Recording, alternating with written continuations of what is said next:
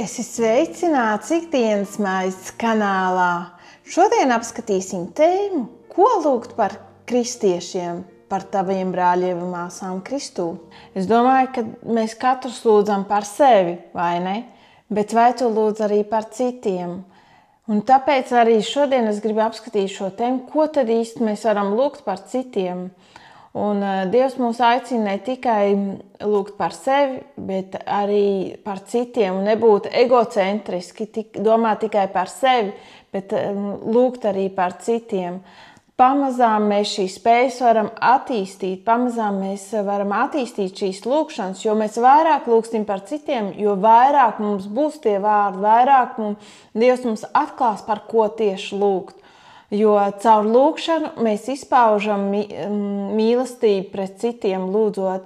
Un viens no svarīgākiem punktiem man šķiet ir, kad mums ir jālūdz vispirms, lai Dievs mums dod savu sirdi, lai mēs varētu lūgt par citiem. Un tas ir pirmais punkts, ko es gribu uzsvērt, ka meklējiet Dievu un lūdziet, ka jūs vēlaties lūgt par citiem, un ka jo tāda ir Dieva griba, ka mēs lūdzam par citiem. Tāpēc tu negribi lūgt tikai to, ko tu redzi, bet lūgt to, ko Dievs redz, un to, ko Dievs redz citos. Jo Dievs grib izpaust savu mīlestību, un Viņš arī izpaust savu mīlestību pret citiem caur tevi, tad, kad tu sāksi lūgt par citiem. Un tad, kad mēs sāksim lūgt par citiem, mēs arī varam uzlabot attiecības ar citiem. Mēs varam savā veidā garīgā ziņā mēs tuvojamies citiem. Tāpēc iesaku sākt lūgt arī par saviem ienaidniekiem, kad lai Dievs dod tev mīlestību pret viņiem. Reizē mēs nezinām, ko tieši lūgt. Un es domāju, ka Dievs pazīst vislabāk tavus brāļus un māsas Kristū, un tāpēc tev ir jāiet pie viņa, lai zinātu, ko lūgt. Viens no variantiem, ko es pati praktizēju, lūgt garā. Otra lieta, kad Dievs caur lūgšanu, jo tu sāks vairāk lūgt par citiem, Dievs tev atklās garā, atklās vairāk, dos tev lietas, ko tu pat nebija iedomājusies, ka tu par to varētu lūgt. Tāpēc ir jāsāk vienkārši lūgt un praktizēt lūgšanu par citiem. Dievs var uz tevi runāt, ka iespējams, ka tev jālūdz ar viņu kopā, vai tev ir jārunā uz šo cilvēku kāds iedrošinājuma vārdus, vai kāds uzslavas vārdus, vai kāda pateicība. Dievs, jo tu vairāk lūgsi par citiem, Dievs vairāk runās arī uz tevi pašu. Lai lūgt par citiem, tev ir jābūt ticībai. Un tev nav tikai jāsaka vārdi, kas nāk no tavām lūpām, bet tev ir jālūdz ar sirdi, tev ir jālūdz ar gudrību, bet tev ir jālūdz arī ticībā. Un ticībā Dievs saka, mēs pārcelsim kalnus, ticībā mēs saņemsim atbildes, un ticībā tu redzēsi brīnums to, ko Dievs dara pie citiem. Tāpēc ne vārdu daudzums, to, ko tu pateiksi, atbildēs tās lūgšanas, bet tas, ko tu lūgsi ticībā un tiešām ar spēku, un tāpēc izvēlies labāk mazāk vārdus, bet lūgt tiešām ticībā, jo mums ir jābūt pārliecinātiem, un mēs zinām, ka Dievs var atbildēt, tāpēc mums ir jālūdz ticībā. Esmu izvēlējusies 10 punktus, par ko mēs varam lūgt. Pirmais punkts ir lūgt pēc garīgas izaugsmes un brieduma, pēc Kristus rakstura. Bieži esmu sastapusi kristieši, kas ir arī garīgi, ir arī kalpošanās, ir labi draugi arī, bet viņu raksturu reizēm nav nelīdzinās Kristus raksturam, un iespējams, ka paši brīžiem viņi neredz, bet mēs varam lūgt, lai Dievs strādā pie viņa raksturiem, lai viņi vairāk līdzinātos Kristum, lai Dievs tīra viņus vēl vairāk, jo Dievs saka, tie, kas ir tīri, tie tiks vēl vairāk tīrīti, tā ka mums ir jālūdz pēc šīs garīgās tīrīšanas un šī Kristus rakstura formēšanas mūsos, lai mēs neesam tādi pa gaisiem, bet mēs esam stingri Kristu un ka mēs esam arī mūsu raksturs liecina par to, ka mēs esam kristieši. Jo reizēm mums ir uzticēts kādas lietas, un mēs ļoti viegliprātīgi pret to izturamies. Dievs tāds nav. Dievs to, ko viņš ir pateicis, Dievs viņš to arī dara. Un Dieva vārds neatgriežas pie viņa atpakaļ, neizdarīs to darbu. Tāpēc arī mums tie kas ir kristieši, brāļi, māsas, par to, ko mēs esam teikuši, mums ir jātur savs vārds. Un tā ir viena lieta, ko mēs varam lūgt, lai Kristus raksturs vairāk atspoguļojās un vēl vairāk viņi tuvotos Dievam, vēl vairāk viņi spiestos klāt pie Kristus, vēl vairāk viņi iemīlētu Kristu, vēl vairāk viņi gribētu iepazīt Dievu, tuvoties Dievu tuvumam, slāpt pēc viņa, slāpt pēc garīgām lietām, nevis pēc pasaulīgām lietām. Viņu intereses būtu vērstas vairāk uz Kristu, vairāk uz Dievu, nevis uz reliģiju vai uz pasaulīgām lietām. Tāpēc mums ir jābūt īpašai gudrībai un īpašai atklāsmei, lai lūgtu arī un vienkārši ielikt Dievu rokās šos cilvēkus, kristiešus, kas varbūt ir vāji, kas ir jauni kristieši, lai viņi turpinātu iet šo ceļu ar Kristu, lai ienaidnieks viņus neizšaubītu viņu ticībā, bet viņi stipri turētos un paļautos uz Dievu. Otrais punkts ir, mums ir jālūdz, lai viņi uzvarētu grēku. Un šis punkts ir ļoti īpašs punkts, ka mums ir jālūdz par viņu apsardzību, jo mēs visi tiekam kārdināti, vai tu esi kristietis, vai tu neesi kristietis. Mēs visi tiekam kārdināti dažādās lietās, dažādās sfērās, tur, kur mums var būt kādi vājie punkti. Un tāpēc lūdziet par brāļiem un māsām Kristu, lai viņi tiktu galā ar grēku, un ja ir kāds grēks, kur viņi cīnās, lai Dievs viņiem dod uzvaru pār to, jo Kristus jau ir uzvarējis šo grēku pie krusta.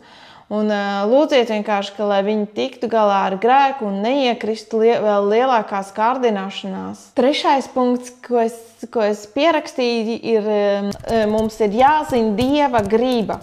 Dieva griba var būt specifiska priekš katra ikviena, tā var būt priekš draudzes un tā var būt vispārēji tas, kas ir rakstīts Bībelē. Šoreiz es gribu runāt tieši, kad lai mēs lūdzam par citiem, lai Dievs atklāja viņiem šo savu gribu, kas viņiem ir jādara dzīvē, kādu vai ar kur cilvēku precēties, vai kādā kalpošanā, vai pārcelties uz šādu vai tādu pilsētu, vai kur darbu izvēlēties. Mūsu dzīvē ir tik daudz jautājumu un tik iestājies par saviem brāļiem, māsām, lai Dievs atklāja viņiem, kas viņiem ir jādara, lai viņi nešaubās par to, ka viņi ir īpaši, ka Dievs viņus ir izvēlējis un ka viņiem Dievs ir jau sagatavojis iepriekš visu, lai viņi ieiet šajos īpašajos plānos, to, ko Dievs jau ir paredzējis priekš viņiem, vienkārši, ka viņi arī pasaka jā tam. Nākamais punkts ir, Dievs pasargā no pasaules kārdināšanām un lai viņi neatkristu no Dieva. Šis punkts ir svarīgi, jo esmu bieži redzējis, ka kristieši negribot tiek ievilināti pasaulīgajās lietās. Un ļoti bieži tā ir nauda, seksualitāte un vara. Un bieži šīs lietas ir visbīstamākās tur, kur kristieši arī vispārējie tiek kārdināti. Jo kaut kādā veidā mēs cenšamies meklēt to savu apmierinātību kaut kādās lietās, un mums ir jālūdz, lai Dievs pasargā, jo tad, kad mēs sākam krist kārdināšanās, mēs arī attālināmies no Dieva, un tāpēc ir jālūdz, lai Dievs vienkārši pasargā. Lūdziet apsardzību par kristiešiem, vai viņi ir ilgus vai nav ilgus gadus kristieši, bet visi tiek kārdināti un ka viņi spēj turēties pretīm šīm kārdināšanām un turēties pie Kristus, turēties pie Dieva un viņa standartiem un viņam vērtībām, jo pasaule piedāvās vienmēr savas vērtības. 6. punkts. Lūdziet, lai viņi būtu efektīvi Kristus liecinieki, pasludinot evaņģēliju, Dievs aicina, ka mēs nekaunamies Kristus evaņģēlija dēļ, un tāpēc arī lūdziet par ticīgajiem, kad viņi arī stāsta citiem par to, kā viņi ir piedzīvojuši Dievu, ko viņi ir dzirdējuši. Vienkārši liecināt par to,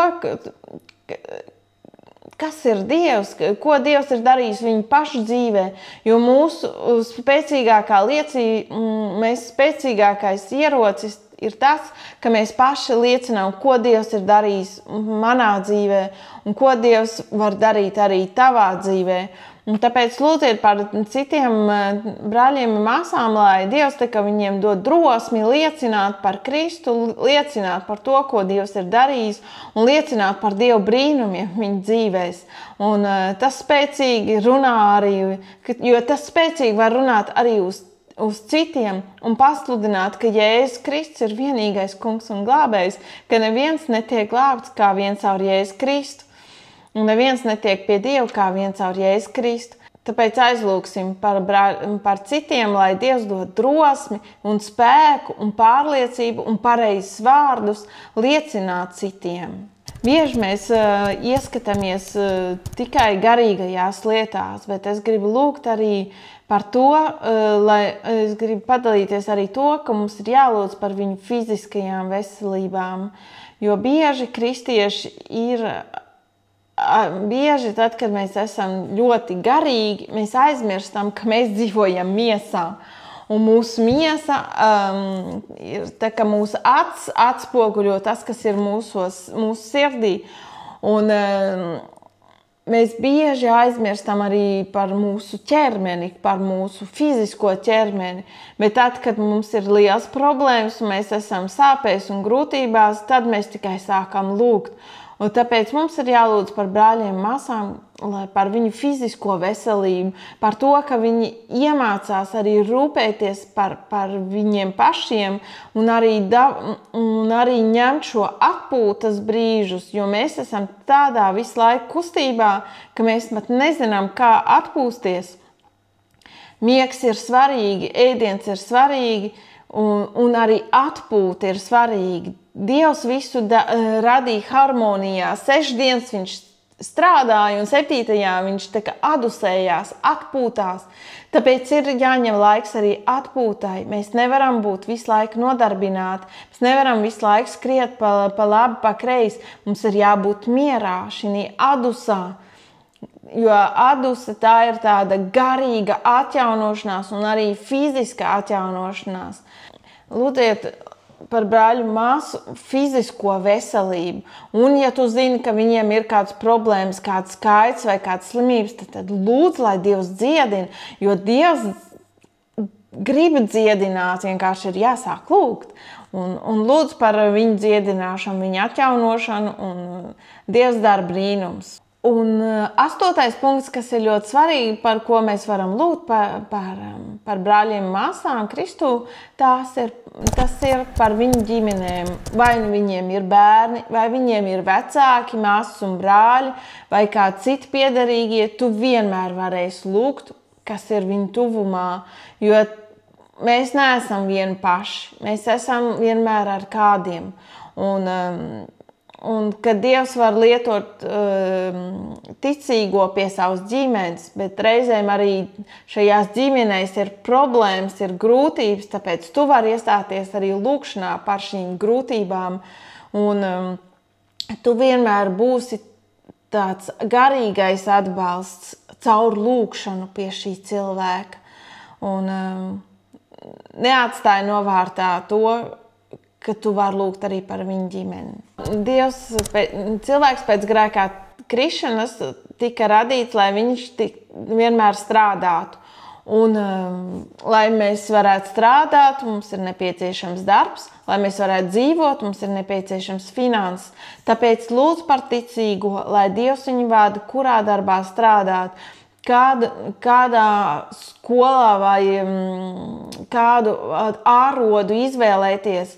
Tāpēc tas ir svarīgi, ka tu ieliec lūkšanā to Dievu priekšā un ka Dievs nodrošina katru viņu vajadzību un ka viņam vēl pāri paliek labiem darbiem un ka viņš var dot to arī draudzei, ka viņš var dot arī citām kalpošanām un arī, kas pietiek viņam pašam un kad spēj pārvaldīt savus finanses. Tāpēc, ka Dievam ir svarīgi, ka mēs esam nodrošināti, ka mums nav jāizņemās, ka mums nav jābūt nabadzībā. Dievs vēlās mums dot visu, kas vajadzīgs. Jo viņš saka, ka viņš dod bagātīgi saviem bērniem. Tāpēc lūdziet par finansēm, par savu brāļu māsu finansēm, lūdzu par viņu nodrošinājumu un ka Dievs dod vēl vairāk nekā viņam vajag. Jo vairāk mēs lūgsim, vairāk mūsu lūgšanas tiks uzklausīts. Tāpēc nenicini tādas mazas lūgšanas pat par finanses lietām un darbu, jo darbs ir svarīgi, jo mēs pavadām lielu daļu mūsu stundas tieši darbā. Un pēdējais punkts, ko es esmu izvēlējusies, ir lūdzu par kādu konkrētu situāciju, to, ko tu zini pie šī cilvēka dzīvē. Vai ka tas ir kāds negadījums, vai ka tas ir kāda slimība specifiska, vai tas ir saistīts ar viņu mājokli vai viņu bērniem.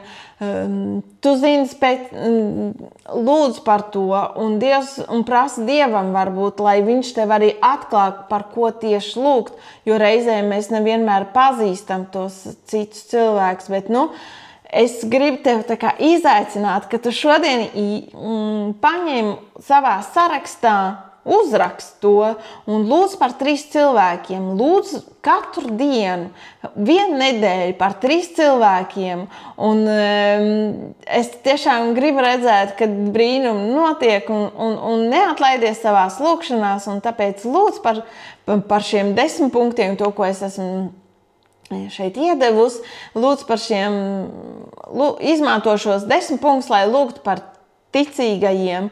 Un tu redzēsi, ka dzīve cilvēkos izmainās, viņi paši izmainās, viņu situācijas izmainās un draudz kopumā var izmainīties. Tāpēc pieraksti 3 cilvēkus, par kuriem tu šodien izvēlēsies lūgt un ņem un lūdz un lūdz regulāri.